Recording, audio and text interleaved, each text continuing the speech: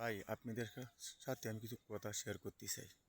কথাটা হইল, আমরা দুনিয়াতে চলার দিকে চলতে গেলে আমরা কিন্তু বন্ধু বান্ধবের দরকার।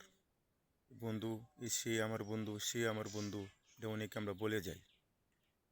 আপনি বন্ধু প্রমাণ করতে পারেন কোন সময় জানেন? যখন আপনি বিপদে পড়বেন তখন আপনি বন্ধু চিনতে পারবেন, বন্ধু যাচাই বাছাই করতে পারবেন।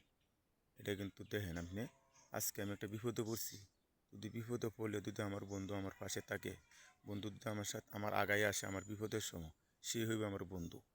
আর আমার বিপদের সময় আমার কেউ নাই, তাহলে সে আমার বন্ধু হলো না, সে আমার টাকা পয়সাকে ভালোবাসে।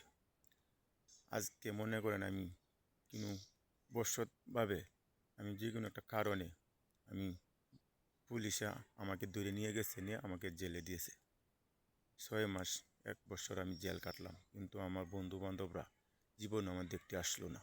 1 বছরের ভিতরে সে আমাকে দেখতে আসলো না। দেখি সে আমার পবিত্র বন্ধু হলো না, সে আমার পবিত্র বন্ধু হলো না। সে আমাকে কি করলো, টাকা পয়সাকে আমাকে ভালোবাসলো। কিন্তু এটা আপনারা সবসময় মাথায় রাখবেন যে যে আমার বিপদের সময়, সে আমার বিপদের সময় আমার আগায় আসে, আমার পাশে থাকে, সে হইবে আমার পবিত্র বন্ধু। তা হযরত মুহাম্মদ সাল্লাল্লাহু সাল্লাম বলেছেন যে আল্লাহর খাঁটি বান্দা, যে আল্লাহ যাকে ভালোবাসে তাকে কিন্তু আল্লাহ কষ্ট দিব, অনেক বিপদ দিব, অনেক বিপদ দিয়া আপনাকে টেস্ট করব, আপনাকে পরীক্ষা করব।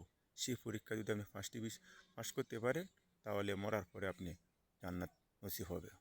আল্লাহ তাআলা আপনাকে এমনি আপনাকে জান্নাত দিয়ে দিবে না।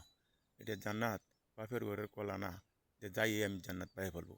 জান্নাত পাইতে গেলে কিছু কষ্ট করতে হবে দুনিয়াতে, হ্যাঁ, এবং আল্লাহ তাআলা পরীক্ষা দিব। সেই পরীক্ষাতে যদি আমি পাস করতে পারি, তাহলে একদিন না একদিন আমি মরার পরে আল্লাহর রহমতে আমাকে জান্নাত আমার ভাগ্যে নসিব হবে। কথাটা কি সত্য বলছি না কি বলছি, এটা আপনি যাচাই করে দেখেন ভাই।